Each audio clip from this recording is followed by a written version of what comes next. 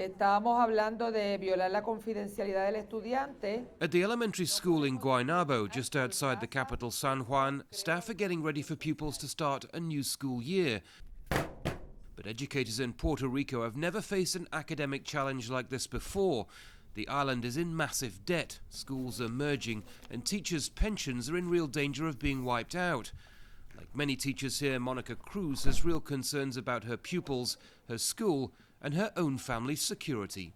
I have to take care of my debts too, because I have to pay house, I have to pay my bills, so it's going to be for me a big problem. I don't know what I'm going to do, really. Honestly, I have no idea.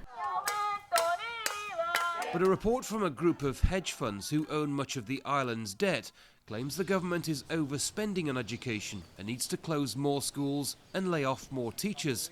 It's a solution that won't find many supporters here. In the last year alone here, over 100 schools have closed their doors, partly because so many people have left for the United States.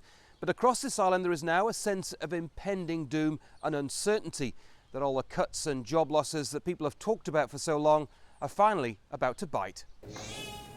For Puerto Rico's health services too, a crisis is looming. More than half the population relies on federally funded medical programs that are facing big cuts. Hi, how are you? Fine, you? And already overworked doctors predict things will only get worse. I was happy with 25, 30 patients a day practice. We're up to 70, 75 patients a day. I mean, and I'm not getting any younger. You know, I don't know if I'm going to be physically able to maintain such a high volume practice. Dr. Johnny Rulian is fighting against the proposed budget cuts, but he says the effects of a deep economic crisis and reduced funding are already being felt. Everybody's cutting corners.